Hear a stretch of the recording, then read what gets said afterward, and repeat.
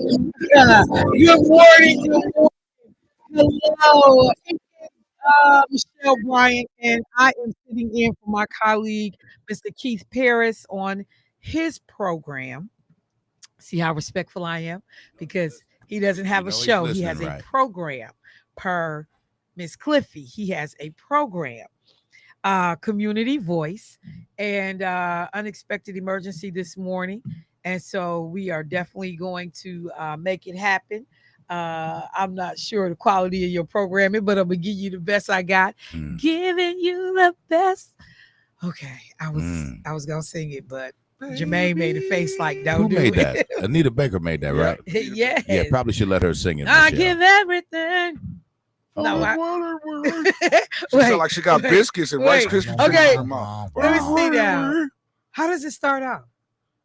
No, that's the wrong song, ain't it? That's not flashbacks, is it? Is that flashbacks? Flashbacks of the times we. That's not that one.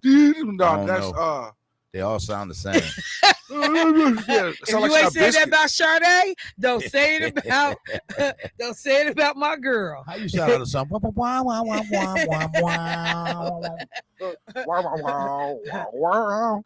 Yeah. I'm so mad. You started this, Michelle. What? I'm just saying. I can't think of it. Oh, please. Like Keith don't do music at the top of his show. What's the best bass player in the Stop it. It's always gonna be Earth, Wind, and Fire with him. Oh my God, I went to the nerdy bookstore and bought some new albums. Come on. Don't act like I've got the original Ohio Players. You know the one with Sugarfoot. Get off, Keith. Get off of him. It is his program. We should be nice and respectful. Yeah, we're gonna be nice. We're not gonna be nice. He won't invite me to cover for him, fill in for him again. So let me act right. Are you looking it up, Jermaine? Well, you know me. You know I ain't no good. Did you find it? Stanley Clark. What about Stanley Clark? Well, you said best bass player ever. Oh yes, Stanley. Wayman Tinsley. Wayman's good too. Y'all so messed up. Ain't there something I can Ain't there something I can give? Come on, Nita. Come on, In Nita. exchange for everything you give to me. Y'all know she's out here. She sound like a mixture of Tony Braxton. She sounds like the dude that didn't sign her to the label that had a chance. Like he should have been unemployed. Yeah. Scales They are fired him. sometimes I unbalanced. mean, her And you voice better is live all that has to It was timely in that era. I hope you see that you can. It's funny though to go to her shows now. And So she together gets salty. we can promise Because she starts singing and everybody know the words. Oh, So the crowd take over. So she'll just hold the mic and be like, when y'all get done. man, it got to be the easiest gig in the world. When y'all get done. It was fun watching her and Luther go back and forth. They toured for a while together. But that They didn't did. I last saw them here long together. And Luther was because about she to was kill her. referred to as an opening act for Luther. Yeah. Right. Which she didn't appreciate. Right. But somebody had to tell her, like, hey, babe, that's Luther. You cold, but you not Luther. And she was, I was down there for that. See, how do you and get kicked off a tour? My husband worked for How do you Miller get at the kicked off time. a tour where you own the billing, but they said your attitude was so bad that they kicked you off the tour? Yeah. Because I like, You know that I happened heard to, she to was the like, girl from here. like Not her. adjusting the controls in the building. Not and- I was talking about Tina Moore. Oh wait, who? What? Tina Moore, they yeah, kicked her Lala off the got tour. kicked off of the off the tour too. Yeah, When too. was She with did. Life She Jennings. did. You know Life what? Jennings, yeah. Okay.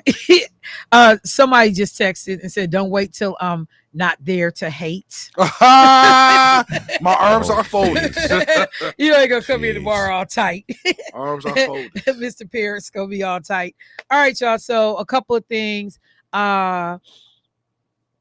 Keith has a monthly call that he does, or a regular call that he does with Congresswoman Gwen Moore. We may have that happening in the bottom of this hour, so we'll see about that. But a number of things that we can incorporate and get to, in addition to y'all talking about mock chicken legs and whatever it is y'all talk about. I'm just saying, I got to get through the sports, and then I got to get through y'all, men being on the couch. So it's just different things that have to happen as a ritual with this show. Today is Wednesday, word of the day. I wonder what word Keith would have chosen for the day. What word would I like?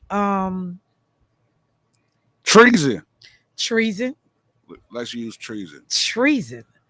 I'm going to work that into the conversation. Let's use treason. Treason will be the word of the day. Treason is the act of betraying one's country, specifically by acting to overthrow the government or aiding its enemies. Thank you, Jermaine. Thank you for that word. Yeah. Not just well thought out at all. Let me go to the phone line. Hey, caller, how you doing today? Morning, Michelle. Good morning. Good morning. Partner. How you doing? All right. How you doing this morning, John? Very well. You guys talk so fast, I can't keep up because then I got to remember my own thoughts. Do you guys have an idea? You're going to help me with this. It's not the Madonna song, the holiday, but this one on your playlist. It's really a cool soul, kind of 90s style, but it does use the phrase holiday, but I can never figure out. Can you tell me? Do you know that? Wait, it was hard for me to kind of hear you. So a song, 90s kind of song. What were some of the lyrics in the song, or what was it? Holiday, but it's not Madonna. Oh, holiday. It's really upbeat. Holiday. Who sings that? Wait, I'm getting mixed up. Whether it's the Madonna one, because the one I'm talking about is not the Madonna. I love that one too, but the one that you guys have on your playlist, it's really sharp and upbeat. It's kind of like a churchy soul. Is it Love's Holiday by Earth, Wind and Fire? No, not that type. No, it's a really sharp, upbeat, but kind of slow, but it's really like 90s soul. I can't think of. I just wondered, and maybe I thought okay. We'll figure it out. We will figure it out between the two music guys in the studio and Keith listening. Somebody will get it figured out, and we'll get it on for you. I Google, and I can't figure out because I'm bad with words. As much as I love talking, but the word holiday is in the song. Is that what you're saying? Okay. Yeah. All right. One of the main verses or whatever you call it, if it's a chorus or whatever. You know what? I almost thought of it. I almost thought of one, and then it just went away. Okay. We will get it figured out. Sharp, but really pretty. Sharp, slow, light, like a kind of soft gospel, but it's soul. And the guys singing. Do we play it? It says it's a guy singing. Do we It's play on your it playlist all the time? Yes, it's on your playlist every day. Okay. I have a hard time with that playlist. I think I know what it is, but it won't come to me. Okay, John, we'll figure it out.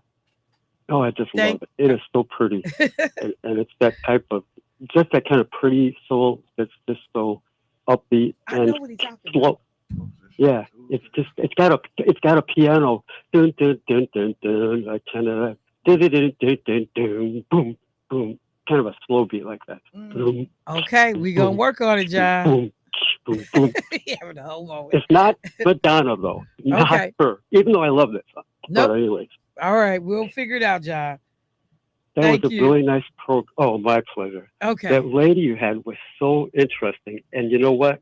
I'm glad she said bougie. Oh, Wanda. Right in. I want your opinion about what that word means to you and Black people because it's so important in economics. It's been so distorted, but I love the way she worked it in. Oh, I just love it. And you, colleague, remember our conversation about colleague? Yes. When you brought that up and you said you're not an employee, and I said, you sound like a Republican. You said, maybe they're talking like me. And I thought that was even a cooler statement. Look, we do what we can. That's all I can say. We do what we can. But I will give you my interpretation of bougie and connect it to the bourgeoisie. So I will do that for you. Good. And all right. And then our police thing, when I said when we're at the, I said your interpretation of DEI was so non-political. When you said the lady, the man, the cop, kind of imagined myself in his position, I would not have known what she meant when she said, I rebuke you. I would have no idea what she meant. So you would be the one with me and say, John, just stay cool. or if you're in my ear, if you're on the camera, however we do it, right? Yes. And you'd say, John, stay cool, don't worry. And I'd say, okay, just tell me what to do. And you say, just stay there and stay how cool, be there. Or if you're right next to me, I'll take over. I mean, but it's that way across the board. We all go into situations where culturally things are different, and knowing how to respond. That's why having different people at the table with different experiences, backgrounds is so important. And the fact that folks would want to kind of whitewash that and not see the value in that is just crazy to me. But thank you, John. I appreciate the call. So, can I stay with you for a minute? Yeah, go ahead. What's up? Oh, great. Yeah, I think it's the political part that I think people get mixed up on. But I also wanted to move into this thing where that guy at the end of the call a couple of days ago, he said, I never talk about humanity. Isn't that was on your show, right? After the Sudan Arab black guy? Isn't that the last guy? Like that? I do remember the conversation. I don't remember all the details of it. But go ahead. He started right out. He said, that guy never talks about humanity. Do you remember that? I kind of vaguely remember, when we were talking about Sudan. Yeah, he's right. I never use that word, and it's one of those reasons. I don't have a reason. And I've talked about the human race, right? Right. A lot. So let me switch and say humanity. And the word humanities, you know how it's used in school when you say, well, what are you majoring in? Humanities or liberal arts? So it struck me while your lady was up there, it struck me, there it is, right there. My dad said the Bible is a story of humanities, human interest. And he said, even if you don't like it religiously, even if you're completely secular, you just look at the way we watch the movie Ten Commandments or those other movies, and you think, oh, there they go complaining. Oh, there they go playing around with the calf. There they go strapping the woman to the calf. You know what I mean? We're watching it. And we're watching it like we're watching Star Trek or something. There we go. It's like you're not cursing them. You're just kind of feeling sorry, but it's a story and you learn from it. Does that make sense? No, I definitely understand. Hang on. I can hear. Turn your radio down, John. Me?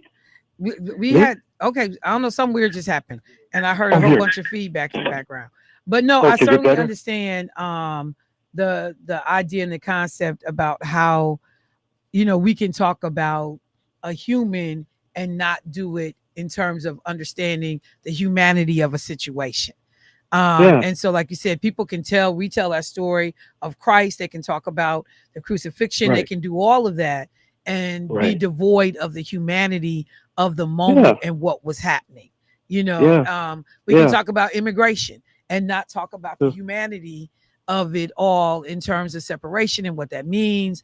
How people are detained, so it's definitely possible to do one without the other, but it is always obviously better when we're able to include that. I know working in and with people in HR, I had someone I was talking, and it would just irritate me because one of the things that they would do when talking about employees, and it became this trend, everybody talked about human capital.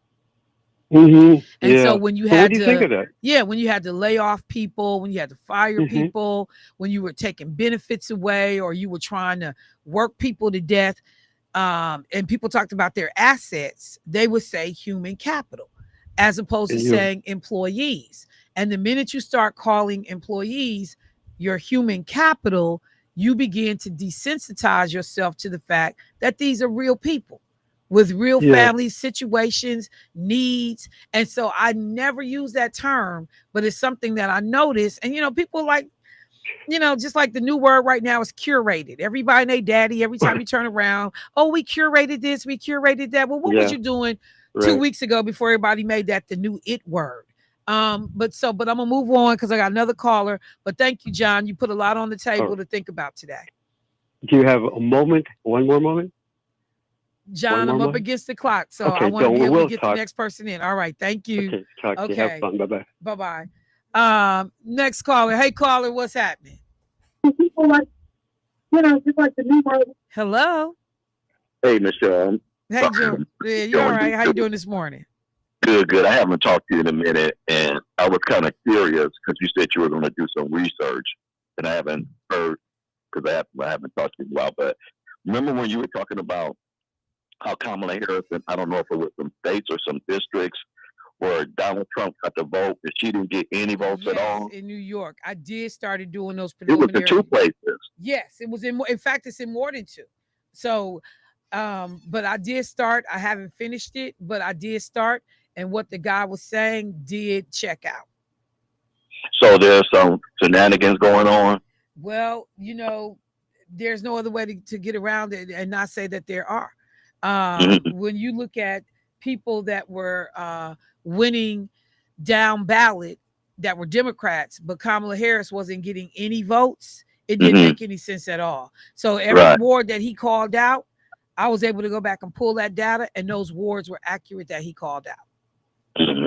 So I'm still looking around, but I will actually, it's in the stack of stuff on my desk at home, but I will actually pull that out, and I may do that while I'm out of town next week. I'm going to be doing my show remotely, so I can actually make that because it's data intensive, but I'll pull it out and I can work on that for next week. So can I just ask one more question? Sure. Because I hadn't watched CNN for a while since they let go of Don Lemon, but my brother was telling me, he hit me to this young lady named Abby Phillips. And so I've been kind of checking her out lately. But I guess the Orange Man made a comment about how I don't know if the word proper if I'm using Hispanic people are natural, I guess, at picking fruits, and inner city people, quote, I guess meaning black people, don't want to do those type of jobs. But the way he said it to me was just on both races was just so racist. How he termed it like people still slaves and we're treating them like they cattle or something. I'm gonna kind of hang up and kind of listen to your response. Okay, not a problem. I'm happy. Okay, no problem. I got you. Thanks, Michelle. All right. So just so folks are aware, and I gotta take a quick break, but I'll bring it back up. But yeah, in a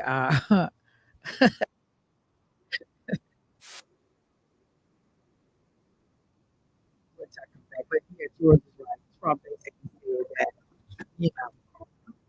Hispanic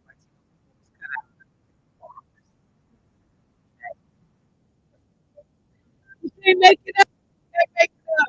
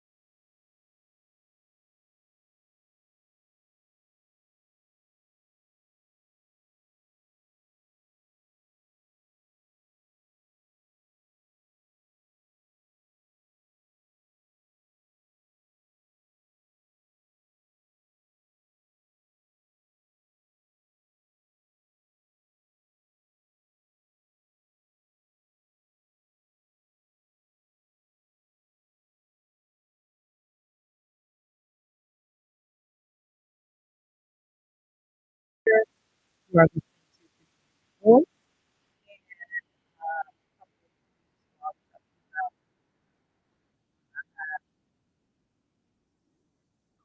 Congresswoman. But a couple of things that I just wanted to touch bases on. So, number one, before I go, well, let me see which way I want to go. Let me mention that there is a commemorative event that I was planning to attend today before I ended up covering for Keith today up in Madison, the anniversary of the 1965 Voting Rights Act. Uh, when we think about everything that, you know, has happened in reference to Black people in terms of advances and, um, you know, getting equity and parity and having representation and Black folks in elected office, respecting Black voters to the extent that, you know, we have made some progress or had made some progress. So much of this work is tied into that infamous day on August 6th in 1965 when then President Lyndon B. Johnson uh, had others come to the White House while they signed the Federal Voting Rights Act into law. And so this is a huge thing that we need to understand, because a lot of the protections afforded by the Voting Rights Act, the VRA, have been gutted, have been, they've taken the teeth out of certain things in relationship to some of these protections. So I'll talk a little bit about that. But for the folks that are up in Madison today, celebrating the 50th anniversary of this event, the program, and I'm just looking because the League of Women Voters, instrumental in putting this whole thing together. But, and I'm just looking who the different speakers are. Claiborne Benson is up there speaking. Sister by the name of Nikki Johnson. I think she's based in Madison. Quite a few folks. Karen Nelson, my sorority sister. She was one of the hosts and co-chairs of the committee. Derek Mosley, Judge Derek Mosley, former Judge Derek Mosley, now Director of Marquette Law School's Center for Public Policy Research Civic Education Division, and another brother, T.R. Edwards, attorney, who is with Law Forward, is up on that end. So there are a number of people that are speaking today as a part of this program. This is an all-day event happening at the Capitol. Stuff kicked off at 9:30 this morning at the Wisconsin State Capitol. And so I'm looking at a number of the different speakers. Then they were going to be doing workshops, panel discussions, it looks like. So a number of activities that are going on. Thank you so much. Number of activities that are going on that a number of folks are partaking in up at the state capitol. And many of us may not have actually thought about or realized that we are celebrating the 50th anniversary of the Voting Rights Act's passage. But after we complete the call with Congresswoman Gwen Moore, take a little bit of time and talk about the significance of this. We got the Congresswoman Moore. Good morning. How are you, Michelle? I'm good. I'm sorry it's not Keith. He had a family emergency this morning. What a pleasant surprise. And I'm praying for him. I don't like the circumstances, but I always enjoy talking to you, girl. Well, I appreciate it, Congresswoman, and it is so much to talk about. It is just so much. Carolyn is bringing you something that I sent her. Yes, ma'am. It's in my hand right now. Because my friend, I ain't seen it. You are laying your eyes on something that I ain't laid my eyes on. And as you can see, it's, my eyes are 74 years old, but I know you can't see that on no cell phone. Oh, no.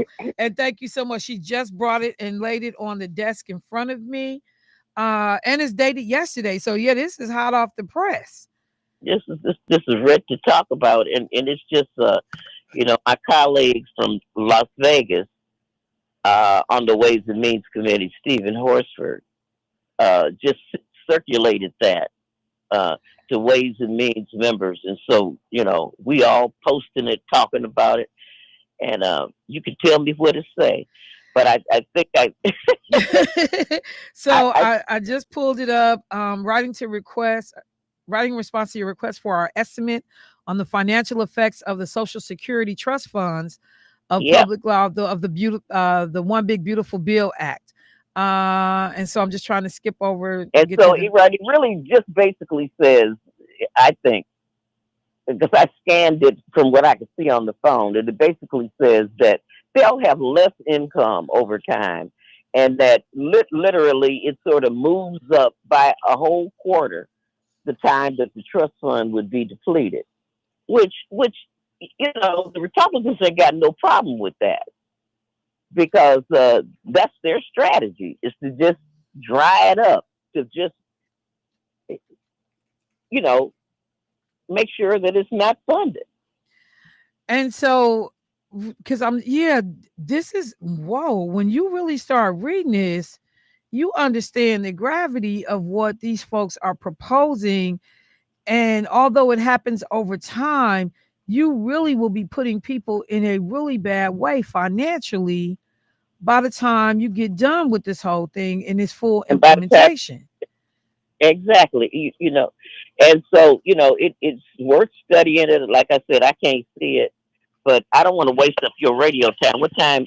No. You know what? I'm glad you sent it, and I'm going to look at it and definitely be prepared. And for folks that are wondering, this is a conversation about Social Security and how, the bill impacts what it looks like for folks in terms of actual dollars and cents in their homes once everything is fully implemented and operational. But Congresswoman, there are so many things that's going on. When Keith texted me and said, Michelle, I had a 9:30 schedule with the Congresswoman, I got to be honest. The first thing I thought about was what was going on in Texas. And I said, I don't know if she can weigh in on it or, help the community understand the significance of it. But is that something you mind touching on? Oh, absolutely. As a matter of fact, the Congressional Black Caucus is having an emergency, powwow, so to speak, today to really figure out, what we can do. So we have a lot of members to protect. First of all, I can definitely talk about that. Okay. Because first, in Texas,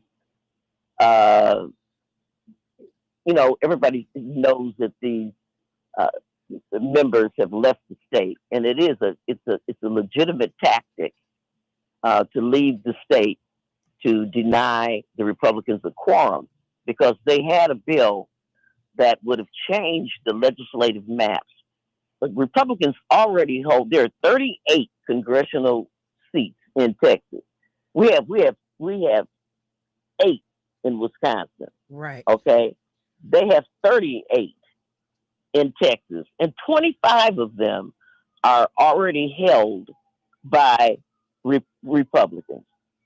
They drew a map that would have given them 5 more seats, 30 seats out of the 38. And really what it does is that it packs districts, and like the Barbara Jordan seat, or in Texas they put 2 black legislators together, and so the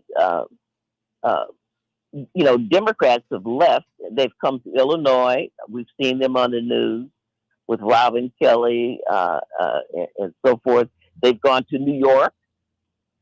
We've heard Kathy Hochul, the governor of New York, talk about the possibility of retaliating by redistricting New York.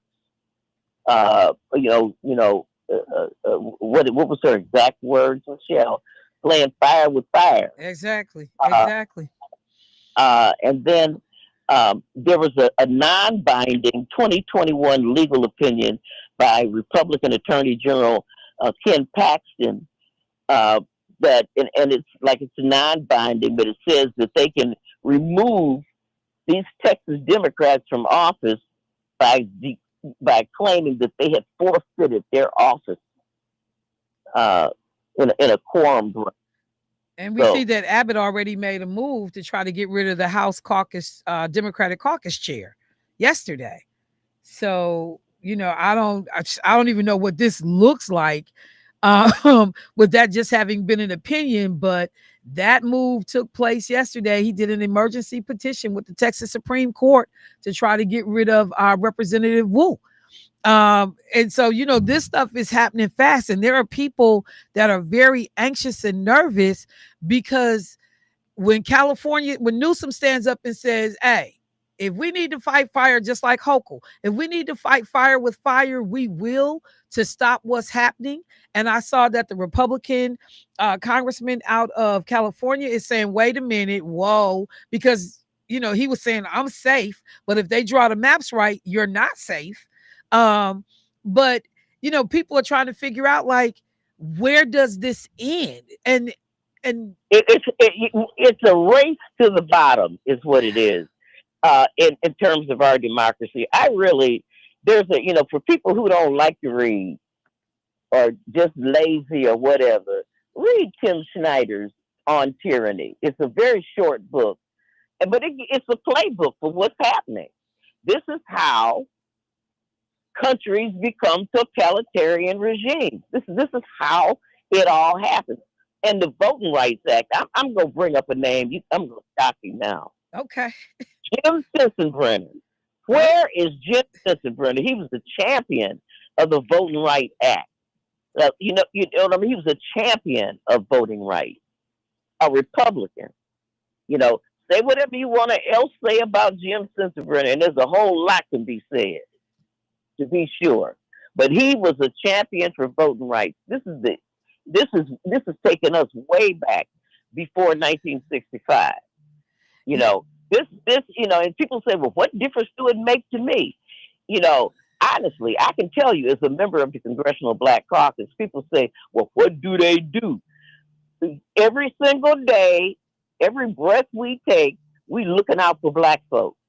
Well, we represent more than Black people, the Congressional Black Caucus does. We are a minority within the United States of America. So even though we're a minority, we is the people that's looking out for Black people. And so when you diminish that power, you diminish, and there's nothing that we do to help Black folks that don't collaterally help the majority of white people. Yeah, it helps everybody else. it helps everybody. If you helping Black people, you helping Hispanic people, you helping Native Americans, you helping, immigrants. When you start helping Black people, you helping everybody. And honestly, the cost of living, we're talking about Jeffrey Epstein and prosecuting Obama, and what other distractions do we have? Snatching a little Korean girl, pastor's daughter, and sending her off to prison. We have all kinds of distractions, so that we don't pay attention to the what do they say? What the old Jews say? It's the overplay for the underlay. Yes. It's the underplay for the overplay. How did it go, Michelle? Let me pull it up so I can say it right. Yeah. Let me just pull it up. And while I'm doing that, that is the thing that a number of people. So it's the overplay for the underlay. It's the overplay for the underlay. Yes. Because honestly, back to that Social Security, that thing that I just sent you, it's a lot of detail on it. But this is, I'm on the Social Security subcommittee of the Ways and Means Committee, and basically what it says is that this one big beautiful bill will. Everybody talks about how the trust fund is going to be depleted. Well, this moves up by at least a quarter of a year, 4 months, the time that the Social Security trustees, you know, predict that the trust fund at its current rate will be depleted. With these temporary provisions and just the way it is, and I mean, this is a long-term strategy of the Republicans. They hate, just like they undermine Medicaid. They've been working on that because Medicare loses a $500 billion under the One Big Beautiful Bill. We've seen them try to privatize Social Security. So Social Security will be what, 90 years old? Yes, ma'am. But Congresswoman, because this is the one thing that when you talk about this, when they are reducing the tax liability, particularly for some of the wealthiest people in the world, it's through that tax liability that we are able to help fund Social Security. So, that's the thing that I don't think that a lot of these people are appreciating, that is literally, as you said, whether we get it moved up earlier, a quarter, or because when is the projected, time frame that they say that we may run out of funds, that the funds will be depleted? All right, Michelle, you got the paper in front of you. Okay, I will look. Because I done told you that my printer ain't working, and now the whole world knows. Okay, I'm getting ready. I'll find it. Congresswoman Moore don't have a functioning printer. I will find it in the document, but because that I think it's like 19. I think it's 2034. It is. You're right. You are absolutely. See, it may not be in front of you, but you know the information is right here. And that there's a full quarter, which doesn't seem like very much time. A quarter is what? 4 months. 4 months, right? 3 months. But it's a trend. It's a trend, right? And just the idea that we don't understand, and like everyday lay people like y'all, this is going to impact us in so many ways. When you think about that, these dollars, it's just like when I think about economic development. When we got buildings that are shuttered, folks are not paying property taxes on that. There are things we can't do for our communities because we're not generating that revenue. When you got folks that are getting breaks on tax liability, and again, some of the wealthiest people in this country, I'm looking at people like, so what? How do you think that money gets replaced in Social Security? We can't all work enough to cover up some of these losses. And if we were to have good immigration reform, we could have an extra $1 trillion over a 10-year period just by getting people who are here undocumented, get them from out of the shadows. Because is that part accurate when they say that these people pay into the system and they don't benefit from it? Is that for people that don't believe me? Is that accurate? That's accurate. They pay Medicare, they pay FICA. Exactly. They can't. They can't. This One Big Beautiful Bill, it makes sure that there are many immigrants who have been here for decades. I mean, they have come over here, and they're solid, citizens, but they're immigrants. And they won't be able to benefit from some of the changes that have been made to Medicare. So, we got a problem. I mean, as you know, the president just took his black Sharpie and fired the head of the labor statistics. Labor statistics. Because they revised they revised the May and June count and took the 3-month average job gains down to just 35,000 or less than the 1/3 for the pace of the same period a year ago. Erica McIntyre or something like that. Yeah. U.S. Bureau of Labor Statistics So he wants his own people there. He does not like that. The president promised that when he got into office, he was going to lower the costs for everybody. And I know everybody right now is worried about two things: housing and groceries. I mean, which one can you do without, Michelle? There is no answer for that. And a lot of people who consider themselves middle class, I ain't talking about the poorest of the poor. I'm talking about a lot of people, really, child care. This is a major stress for people. And the president may or may not like his approval rating, but he's only got 38% approval rating. And when he doesn't like what's happening, he just simply fires the messenger, kill the messenger. Well,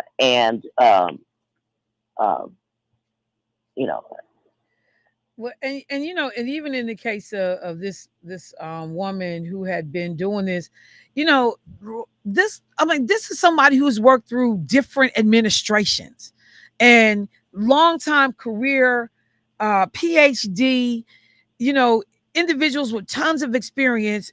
God only knows who Trump will put in to replace her. And then that you can never trust the information coming out of this division again, as long as he is the president, because whoever he puts in that role most likely is going to put out numbers that are favorable to him. Well, Michelle, that unit got at least 40 people in it, doesn't it? Did I recall that correctly? Yes. So what about the 40 people underneath her that are just doing their job? But the reality is that these folks will not be able to just do their job the way it has traditionally been done. And I remember during the election that Democrats were talking about, one of the things, campaign issues, was protecting democracy. And folks kept saying that is not something that is sexy. It doesn't sell. People don't understand that. They don't understand bread and butter. They only understand bread and butter issues, kitchen table issues. But I keep trying to figure out how we talk about this stuff when our systems are being eroded. When people don't know who to trust and believe for information. So yes, it is important to me that I eat. It is important to me that I pay rent. But when I'm looking around and I don't know that I can even trust the systems that are responsible for helping to make those things happen, like what the brother is doing over at HUD, he's just flying under the radar. Ain't nobody even talking about Scott Turner. But you want to limit rental assistance to 2 years? So that's one of the things I struggle with, Congresswoman, is how to talk to our community in a way that they understand, yep, it is about you eating, but there are some broader implications for our country that we also got to figure out how to pay attention to and to work on and address. Well, I'm gonna tell you something. It's really time for a revival of sorts. I mean, we can now gather. COVID is over, and we have institutions. The Trump, he has actually said ministers can now endorse from the pulpit. Yes. Oh my God. Yes.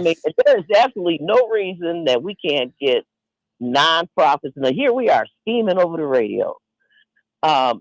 We need to feed people, let families come, because they can't even turn on Channel 10 anymore and get information, or won't be able as to. of September 1st. It's going to affect, it's about 19% of their budget is affected by what we did. And I know you and my daughter, y'all grew up on Big Bird, Mr. Rogers. Yeah. Mr. Rogers. When Mr. Rogers died, my daughter cried like it was a relative. Yeah. Yeah. And Mr. Rogers, he was a white man that sat down and put his feet in a pool with the black mailman on the Mr. Rogers neighborhood. And that was like very scandalous. But he was trying to break through those racial prejudicial barriers That happened on Mr. Rogers, in Mr. Rogers' neighborhood, and they don't want any, they are killing public broadcast, and people, and it makes a difference. So for all those people who could never afford cable or nothing like that, you could always go and see what John Henry Gates or something on Channel 10, or, these are the kinds of, these are things, these are existential threats to our being able to talk. We're going to have to be in person, and we need to do the old Polly Williams formula: feed people. Food will get them there. We got to feed people. Now Polly could actually cook. I ain't going to do all that cooking. She was cooking. But we need to find some way to get some food. You know what I'm saying? No, I so do. So we can have like our freedom schools again. I mean, DEI, all this stuff. It is time to huddle. This information. I am your representative in Congress. I sit on the subcommittee that has governed over Social Security. That's how we get to know.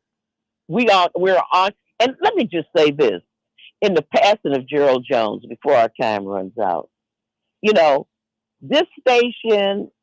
I just went to a celebration with the Milwaukee Times 49th anniversary. This is a time to really dig in deep and support our Black journalists because, Stephen Colbert can't even tell a joke and get fired. He can't criticize Trump. Right. We don't have anywhere. This is all we got, y'all. And we've got to protect this investment. So, we need to put in more ads, you too, GWEN more, all kind of stuff to keep our information line open. And to, I need to talk about some public service announcements. We got measles, girl. No, look, thank you for saying that. It is so critical. And even the fact that, you are a regular. I appreciate the calls to Keith's show to be able to keep people updated. And I would be remiss if I didn't do this before you get out of here, because I come on, I give people the updates about, when Social Security check payments happen based on your last name, this and that. But folks have been terrified, whether it has been staff shortages and cuts. We are seeing, the data came out that talked about right now, Black women's unemployment is at an all-time high. I know a lot of them sisters worked in federal government.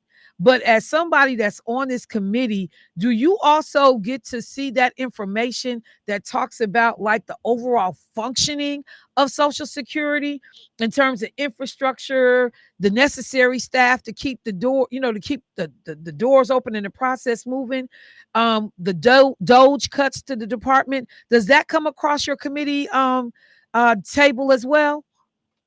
Oh, absolutely. And it's absolutely, under Democrats in the 117th Congress, we appropriated $87 billion to the IRS for all kind of modernization, equipment, but to actually have the kind of staff that could review complicated tax returns. When President Trump, when we had our closed executive sessions reviewing Trump's tax situation, what we found out is the IRS had never audited him. We didn't have any information because it was too complicated. Man had over 200 companies, and you need forensic accountants, and so people are rich and they My know mouth that is hanging open over here. You said never audited? The president, there's a feature where presidents have to be audited. There's a feature, and they could not audit him because they did not have the staff to do that. Because and there's many billionaires in the same situation. They know they can get away with it. If you're somebody's baby daddy out there, please don't claim your kids under the earned income tax credit when they are in the baby's mama's custody because you easy to catch, and you the only people that the IRS is catching these days. You know what I'm saying? Because that's automated. Oh my But when God. you a rich multi-billionaire, and what did the Republicans do? They cut $20 billion out of one bill, and then they didn't change. There was a legislative Ugh. feature trip that made them cut yet another $20 billion out. So they cut it out. The Doge situation, they waste, fraud, and abuse. I think that their plan before they fell out with Musk, and we still have to know, is that basically they just gonna automate everything. They just gonna basically use AI and consolidate, close offices, and that every one of the 75-year-olds out there are gonna have to learn.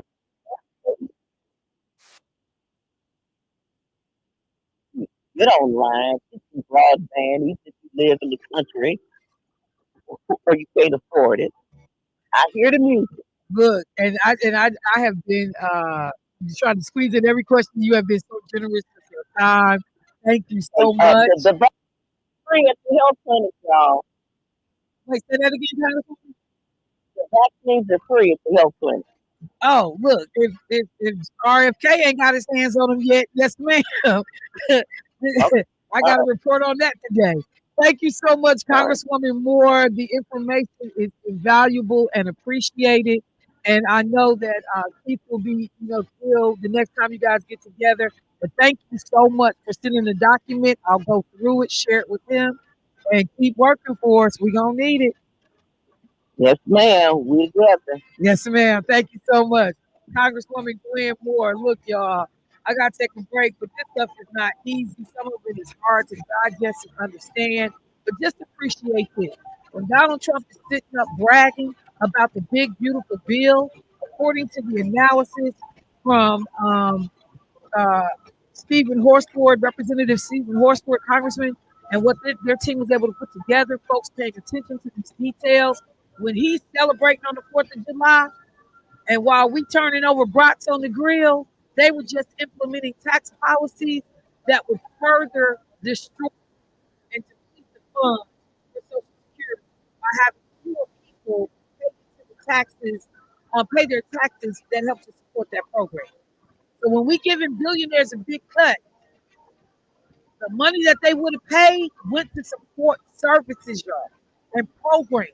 So we were rooting for and cheering for, if you were partisan, the Republicans to pass a bill that ultimately was going to hurt you and your family.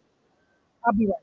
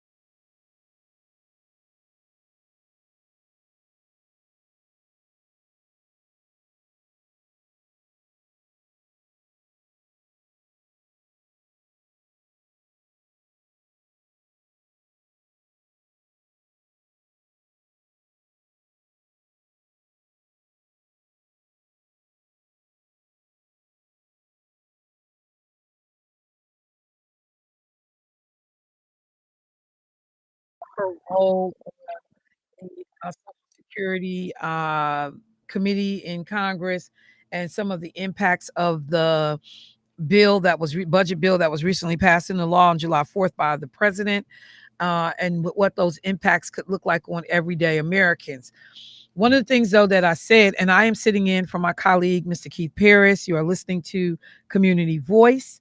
One of the things that I said prior to Congresswoman Moore joining us on the line was that in Madison today, there is a celebration for an acknowledgement of the 50th anniversary of the VRA, the Voting Rights Act, 1965, signed on August 6th.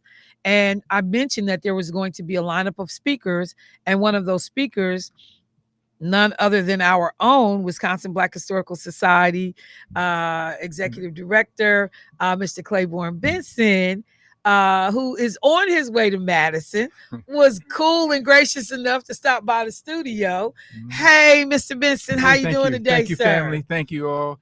I just came by to say that voting is crucial to our standings, to our lifestyle. If you want to be able to pay your rent and eat your food, you need to be able to vote. You need to go out. And clearly, there have been efforts on the part of the system to stop us from voting in many, many, many forms. And I just wanted to come by and tell you to put your guards up and go and vote. If it's cold, go and vote. If you don't have no transportation, go and vote.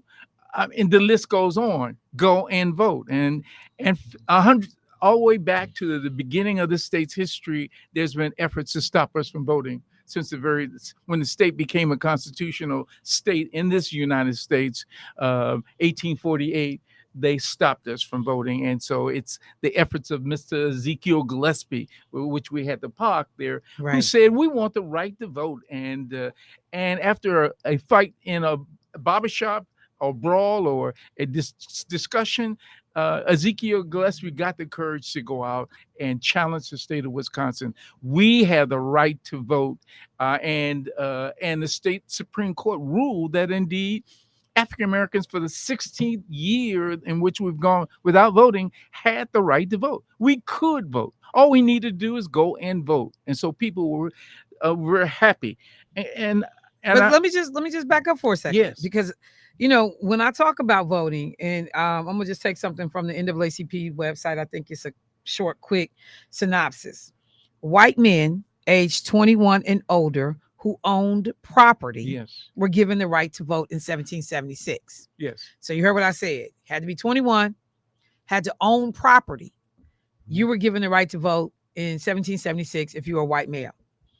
The 15th Amendment to the Constitution removes racial barriers to voting in 1870, Right. but states continued to practice voter discrimination, continued to deny Black voters a chance to participate in elections. But when they removed those racial barriers, manipulated the rules, because of you course. always had the right to vote, but they manipulated. Mississippi, Louisiana, Arkansas all said you need to pass these literacy tests, grandfather clauses, poll taxes. Absolutely. And I want to be clear.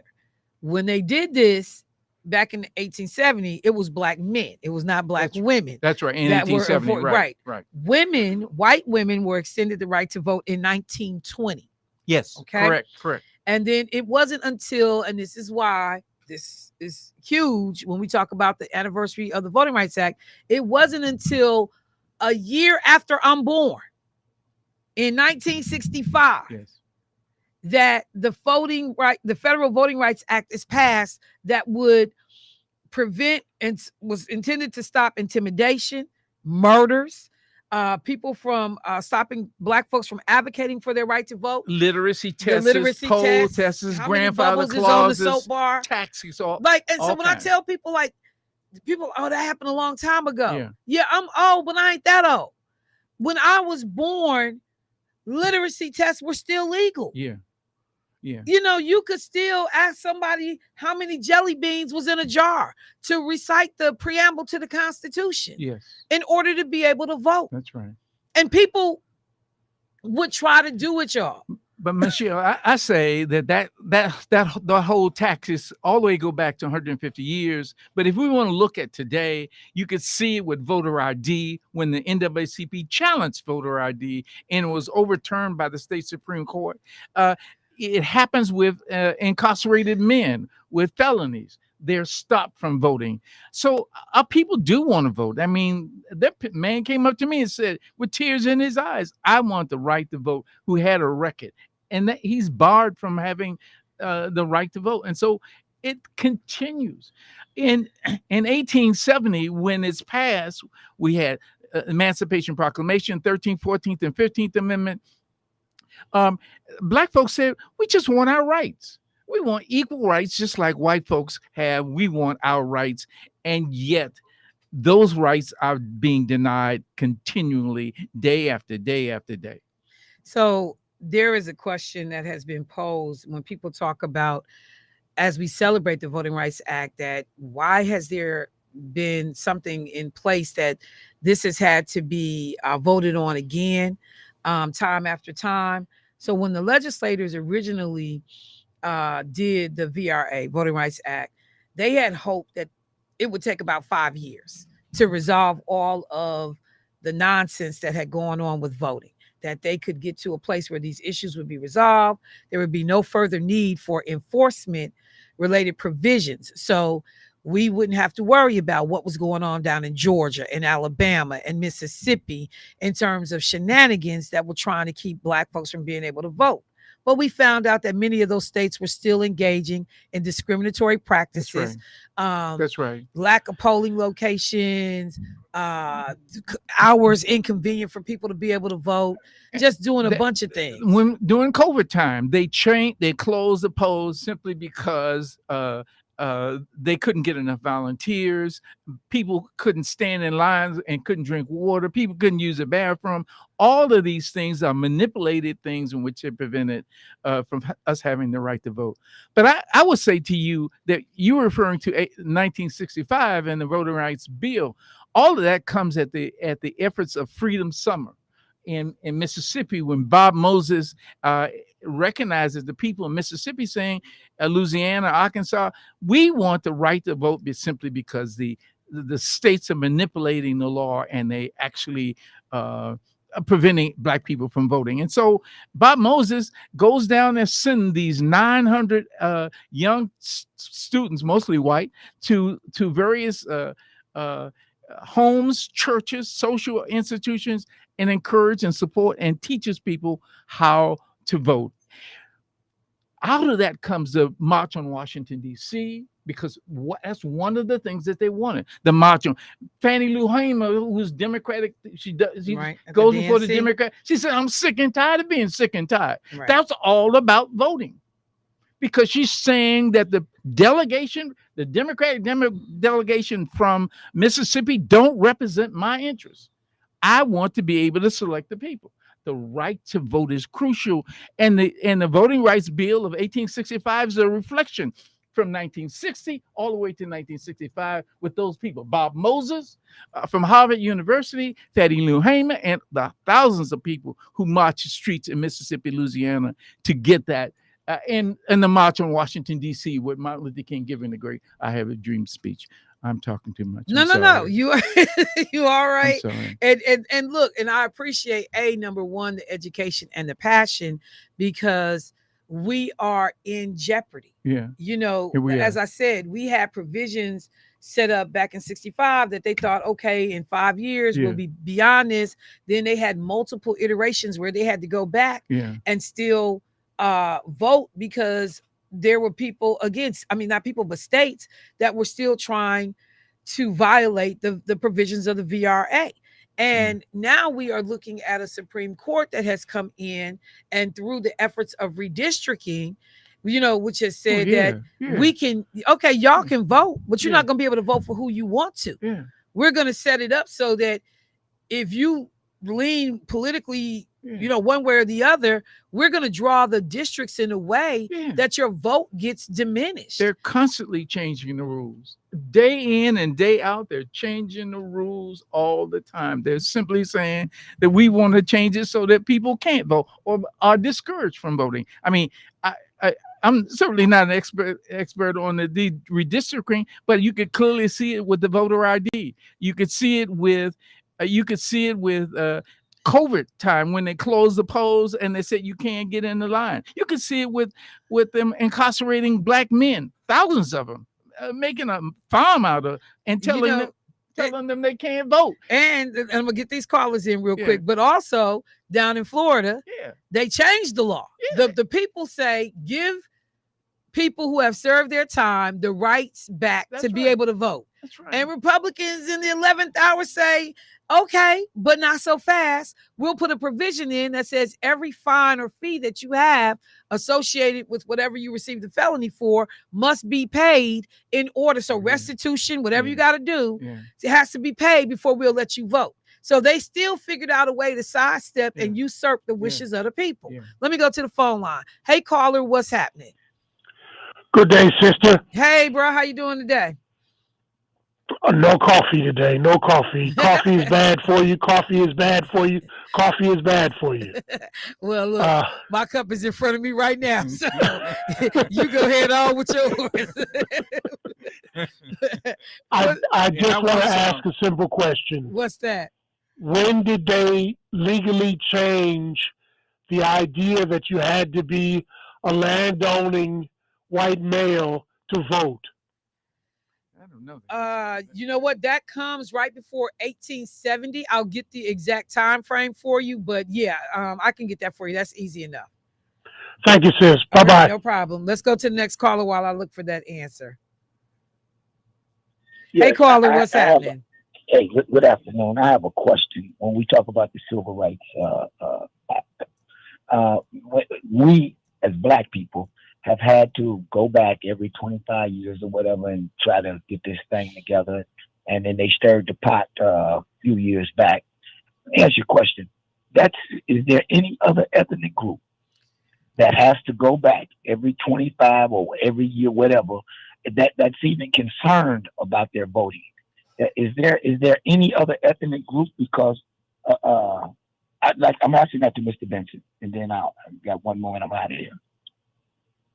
I don't know. So I can tell you, and I'm just going to jump in. They don't have to do it because their rights are tied into our rights.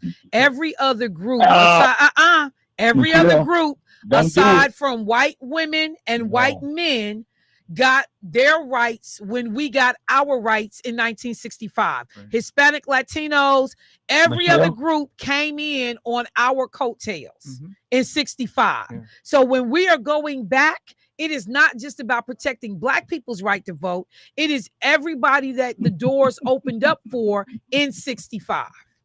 So they don't have to specifically go do it because they're attached. Their right to vote was attached to our right to vote. Michelle. What? No, you're telling me that their rights is attached to our rights. It was. In the 30s, they were deemed as Caucasian people. They don't have, especially none Hispanics. of this. Look, I can't do it with you today. Okay. I don't want to get into it anyways. We're having a great time. But I tell you something, that those people are deemed Caucasian, and they don't have to go back and do any of that. And these other people, the Chinese, tried to go back and be deemed as Caucasian in this country, but they denied them. But listen, you go back and do the research. Nobody has to do this but us. Those people are not. If they denied us today, those people would still be able to vote. All right. Thank you, bro. I appreciate the call. For the previous caller, it was 1820. By the 1820s, the requirement for property ownership was no longer required in most states. I think it was a law in 1856 in which the last state to eliminate the property requirement was in North Carolina. So each state came to that to that decision on their own, and then federally, it's 1870s. But each state decided about property ownership and whether or not you would be able to vote. Up until that point, it was done on a state by state basis. Claiborne, did you want to say something? It's very clear. I remember during COVID time and they closed the polls, and then many people wouldn't want to go out in the cold. They made the decision that, but our voting is so important. We can't let these little things, tactics, discourage us. People have paid the price severely for the right to vote. And the system is always doing things. And the response for that is that Democrats made the decision to close the polls and limit the number of people that can go to the polls. It really doesn't matter. What matters is us having a voice and electing the people that will make it possible for us to get people in office that will represent our point of view. So that's crucial that we vote. And I remember when we had the Republican Party convention here, Trump was invited to come and said he's reluctant to come to Milwaukee because the people in Milwaukee cheated on the election. I don't know if any of you remember that, but he did say that. And the only recollection that I get, I mean, I'm not saying that there weren't some individuals that may have double voted, but large numbers of voting have been by Caucasians. Waukesha had one incident, and Milwaukee had an incident where poll workers took boxes of ballots and stuck them in a closet. I mean, they like that's don't count. It does count. Right. It matters very much so. I mean, what was the outcome? I don't know. They say it wasn't. It wouldn't have mattered whether those votes were turned in or not. But who was cheating? White people. So come on, let's do this for real. We got to vote. We definitely got to do everything we can to protect that right. And I like that you'll be a part of this discussion today. Yeah. And I'm gonna say this: I certainly appreciate the League of Women Voters for stepping up to help coordinate this.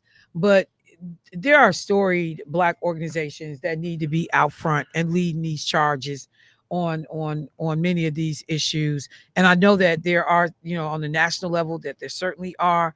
But I'm just saying, as Black organizations here locally, in town, in the state, we have got to be some of the people that are leading these charges and not just tacking on to other people's events and being because we do. I'm just gonna leave it there. You're right. But I think you can read between the lines on what I'm saying. Yeah. Is that way too often other folks are doing stuff we should be doing. They should be partnering with us, not always the other way around. I just need to say that. Mr. Benson, what you gonna be talking about when you go up there today? The same thing I'm talking about right now. The Okay. importance of voting and emphasizing Ezekiel Gillespie's fight, recognizing that the masses of people, Black people in Milwaukee in 1865 insisted on the right to vote. And they marched and demonstrated throughout Milwaukee 1865 for that right to vote, and they eventually got that right. We can't let them turn us around and manipulate the laws so that we are not able to run. 100 years before the 150. Voting Rights, 150 years Yes. before the Voting Rights Act is passed. All right, y'all. Thank you. Thank you so much, Mr. Benson. I got to take a break, y'all. I'm sitting in for my man, Mr. Keith Paris, here at the Community Voice, and I will be right back. Thank you.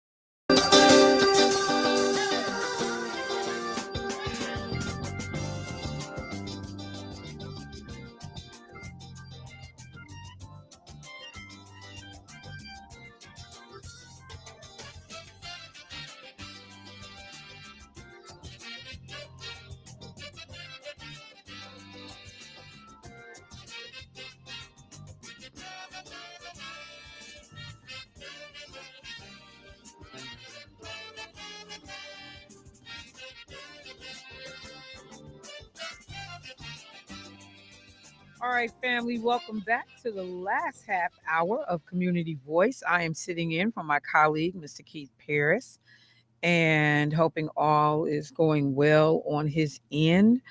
Um, just had Claiborne Benson in the studio. Claiborne Benson, who is the executive director of the Wisconsin Black Historical Society. That's what I was trying to say.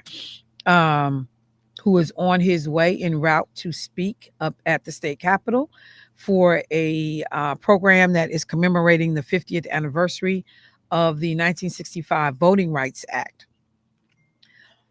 There have been a number of attacks on the Voting Rights Act, weakening of the rules, states that had been under provisions that they had to get clearance before they did any major changes to voting in their states because they had a history of discrimination against Black folks. And the Supreme Court has reinterpreted many of those provisions in a way that have not been favorable to Black voters, to minority voters, to anyone challenging what they believe are discriminatory practices based along racial lines in relationship to voting rights protections. So just wanted to make sure that people are understanding when we talk about redistricting and what's going on in Texas. All these things are directly related.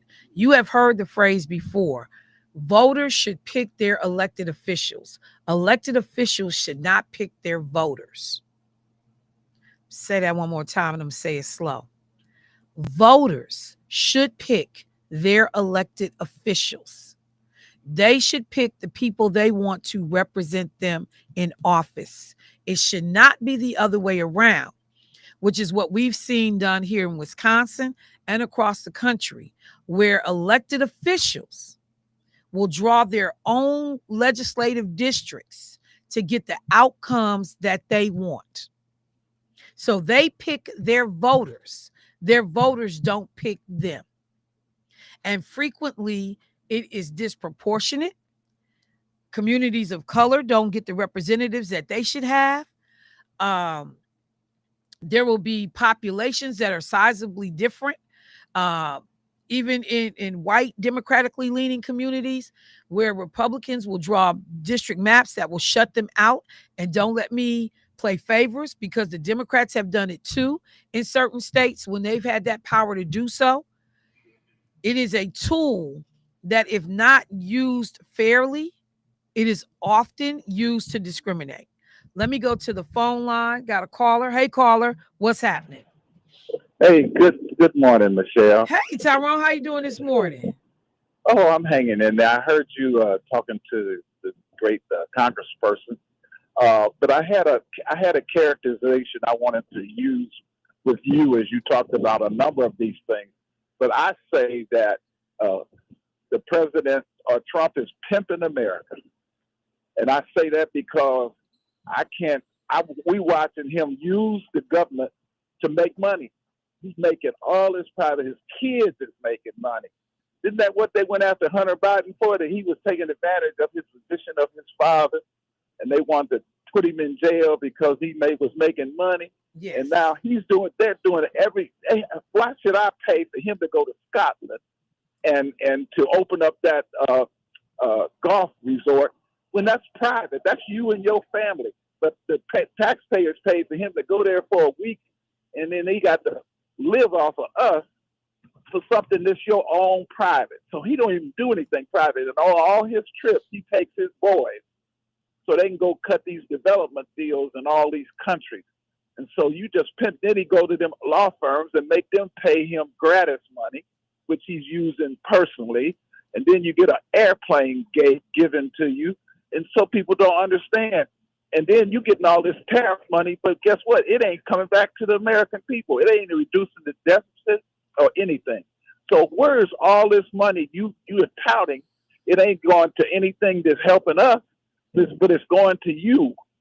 And so that to me means he's just pimping us, using the government for his own personal gain.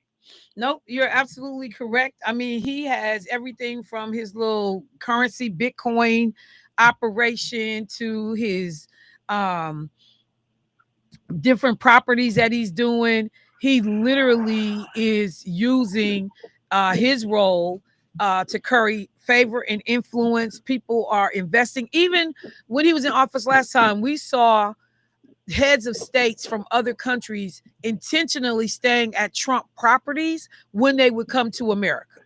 Right, they stayed at that hotel, and Yes. in D.C. And then the Secret Service, everybody paid twice the amount that we would pay because everybody was making money, So, and then he won't pay Jean Kerr her money. He been cited $84 million, and what's the other thing on his business? He owes money. He ain't paying none of them. He just taking this money. It's all going in the pot, and yet people are just raving about his business skills. Yeah, your business skills is cool when you can pimp people. You taking it from us.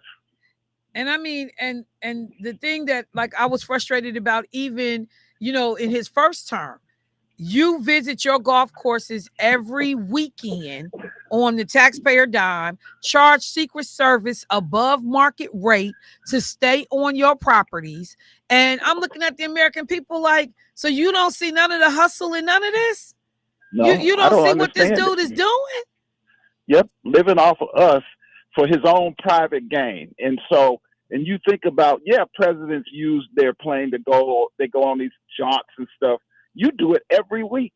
Let me put a number on that. When Donald Trump had Secret Service staying at his hotel properties, he was charging them $1,185 a night, which was 5 times the rate of what anybody else would have paid to stay there. You making at least $1.75 million on Secret Service cost at your facilities. Just think about that. You get nearly up to $2 million on hotel fees for the Secret Service, who is there to protect you from taxpayers. Yep, he's just a white pimp, I call him. So he's not only racist, he's just a white nationalist pimp. And then he's pimping us, and he just enjoying every bit of it. Then he laughs at you. And like I said, all this money he's supposed to have been getting in tariffs, which I heard it's in the billions thus far. And I ain't heard nothing coming back to the American citizens. I ain't heard nothing going to the deficit in anything. And most people don't understand. They always talk about the deficit. The deficit was started by George Bush because Clinton left him a balanced budget. And so after 9/11, they spent all money that they borrowed on the wars in Afghanistan and Iraq. They borrowed all that money. And then people kept saying, we got to get rid of this deficit. You don't want to get rid of no deficit because y'all paid off all these people on our dime because you didn't have enough creativity. And then you just sit around now and just sit and talk about the deficit while you getting all this extra money in. And then he laid off all them people in federal government and saved all that money. And so you go like, what's the deal here? Be careful, because everybody, even though you got laid off, you were still getting paid up until like this past month. Yeah. Because of the court cases, because you laid them off wrong, line. you fired them wrong. You know, you did buyouts and severance packages, early retirements. We don't know what that has cost us yet. We have no idea what that number is yet. And because of all of his non-business practices and non-transparency, you would think that somebody would be able to tell us the 4,000 people we let go from NASA, how much did that cost the American taxpayer? How many people took early retirement? How many people took a buyout? How many people are we paying through September? What did that cost? You don't get any information like that. He running this mess like he running a damn candy store down on 5th and Garfield. Like, what is this? The same way when he let go that statistician lady. He don't want nobody to have numbers unless he in charge of the numbers. Yeah, and because he wants to. He gonna juxtapose numbers for the next 2 years, or until they finally get a Congress in there that says that's it. Stop. Because right now he got them all rolling with him on all of this pimpology he's pulling on the show. All right. All I say is he ain't got my support. and he better not come near me because I'll try to pimp slap him myself. I'll be willing to die. I would die. Before the Secret Service get your address, bye, Tyrone. Okay, bye-bye. See, Secret Service outside right now. Michelle, we're going to need your phone records. No, sir, you can't get those. And let me just say this, just to correct the record on one thing that Tyrone said. The United States has been in debt. We have run deficits since this nation was started. I want to be clear. The United States has always had deficits. Now, we have had times when it's been better, but literally going back to the Revolutionary War, okay, more than $75 million was owed after the Revolutionary War and the process of setting up this country. So I just want to be clear that in 1789, Alexander Hamilton, who was then the Secretary of the Treasury, negotiated terms with the Bank of New York and the Bank of North America to borrow $19,000, which, I can give you what that number was worth today, to address shortfalls within the U.S. budget.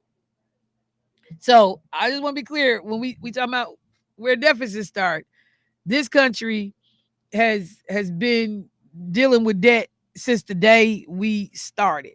Andrew Jackson, Donald Trump's favorite racist president, he was the 7th president, felt that running deficits was immoral and carrying debt weakened the nation. By 1835, less than 6 years after assuming office, he paid off the entire national debt by curtailing government spending and selling off federal land. This is the only time in U.S. history that the country's total debt was completely paid off. So I just want to say that, because we got national debt, we got foreign debt, we got all kinds of stuff. So I just wanted to put that out there. Let me go to the phone line. Hey, caller, what's happening? Hello? Yes, hello.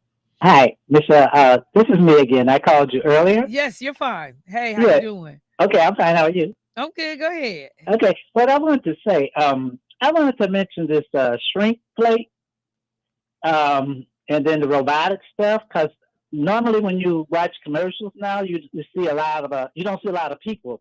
Like I watch the Amazon commercials, when they show them on TV, you don't see a lot of people working in those areas anymore. But Gwen had mentioned about the robots and automation taking over. Yes. And there was an article about the robots taking over nursing, and I think down in Texas they got automation on McDonald's restaurant, and it's going to flow all over. And we got some here too. What I wanted to say though, we never mentioned shrink plate. So you said shrink plates? Yeah. What? How much the products have shrunk, but the price is super high. Yeah, I got you. You know what I'm talking about? That tube of toothpaste? Yes. Yeah. Toothpaste is smaller, but the price is going higher. Yeah. Yeah, I got you. And it started with COVID, and then you buy the paper towels. Okay, the price was like almost $30 for that roll. So many in a roll in a package. I think we need to get on that, and we need to see all this automation coming in and the jobs that is eliminating.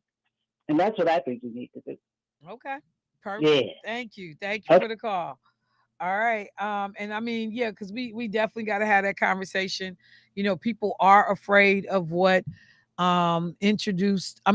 continued innovation in AI being introduced into the workforce looks like. Did you see the story last night where they said that, what country was it? Wasn't China. Country has fake employees working for U.S. firms. Hang on, I'm trying to remember which country did it. So I think it was North Korea. And what they did was North Korea getting a hold of American business information. They were having North Koreans apply for jobs with American companies. And a lot of work is remote. And so they got these crazy resumes, and they are putting together pictures that look like white people So passing themselves off as white and getting hired by these companies. And I think they said in some cases, like they had did the math, they were generating like like how much money? It was millions of dollars in salaries that was actually North Koreans working in American companies, and American companies thought they were hiring American workers, white workers specifically. Even the North Koreans knew to make myself more appealable and palatable as an employee, they passed themselves off as white. And these companies had no idea that they thought they had hired a white man. They had hired somebody from North Korea, and all that money was recycling back in North Korea to prop up their government. Let me go to the phone line. Hey, caller, what's happening? Hello. Hello. Hey, how you doing? All right. Is this Michelle? Yes, it is. Oh, hi, Michelle. Hi. I've been listening to what you're saying about Trump and the money he's making. Like, you know, he made $1 billion off of that Bitcoin deal. Yes. And then he said, well, I wasn't president during those few hours that I met with those guys.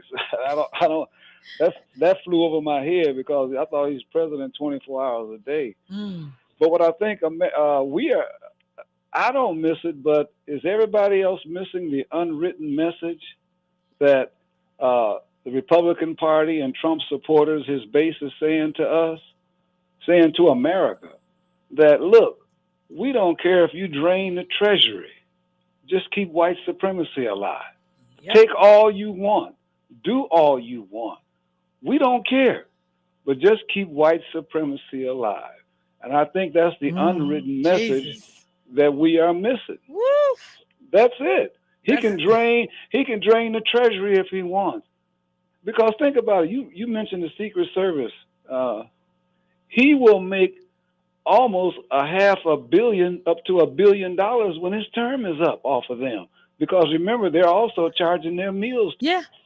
Yep. Everything they do. Everything they do on their property. Right. Even the parking. Yeah. Think about it. You're looking at $500 million up to $1 billion just off the Secret Service. Just off the American taxpayer. Yeah.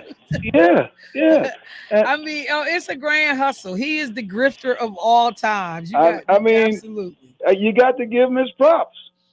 You know, and I don't really like giving him his props. I just got to talk about how sad it is and how I think my thing turns towards the American people. Like, how can we be this? Not all of us, obviously, but how can people be this gullible, this willing to go along when you being robbed right in front of you? I mean, this man got his hand in your pocket and you standing there looking at him. But again, to your point, but because I'm white, right? Because I'm being told I'm still the supreme one, even though I'm broke, it's okay. Right. Remember what Lyndon Johnson said. Just tell them they're better than blacks and you can pick their pockets clean. Right? Yeah. Remember what Martin Luther King said in his letter from the Birmingham jail, that they're feeding them racism and all that, Jim Crow, feeding them Jim Crow to make them feel better, and they feel better, and that's it. That's all they want. And I mean, Frederick Douglass actually said that back in the day. He was like, you know, you've given these people a false sense of superiority to replace jobs, to replace housing and clothing and food and a quality of life. You've given them racial superiority. Frederick Douglass said that back in the day. To replace their own progression in America. Yeah. He replaced it just by telling them, hey, at least you ain't an N-word, right? Yep. Right? I mean, and that's so the unwritten message that Trump and his supporters and the Republican Party is sending is that take everything you want. That's why the Republicans are mum. And on top of that, remember, they did all that insider trading when the stock market crashed. But with that being said, that's why, and I'm up against the clock, bro, so thank you for the call. But that's why I can't understand. You know, I was looking at a report last night that said Donald Trump's numbers with black people in terms of voting for him have gone up every time he's been on the ballot. So when he first ran against Hillary, when he ran against Biden, And then when he ran this time, his numbers have consistently gone up with black voters. Why?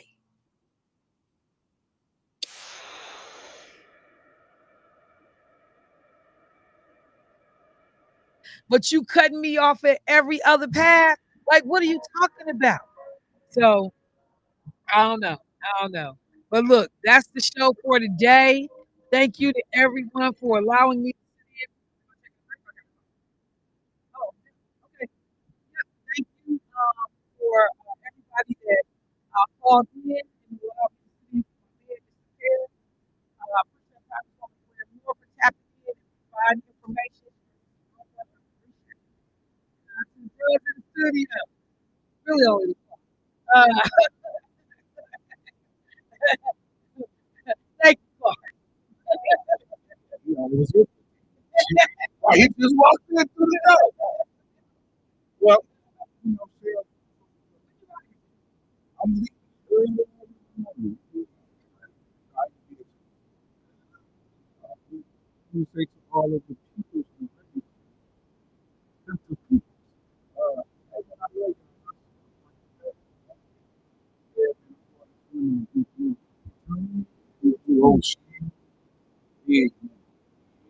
yeah, I ain't smoking at all. I'm gonna put my feet in, go right up.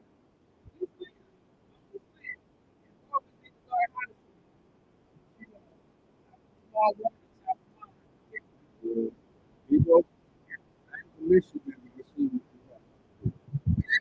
We're about to get on the couch, y'all. All right, y'all. I'll talk to y'all.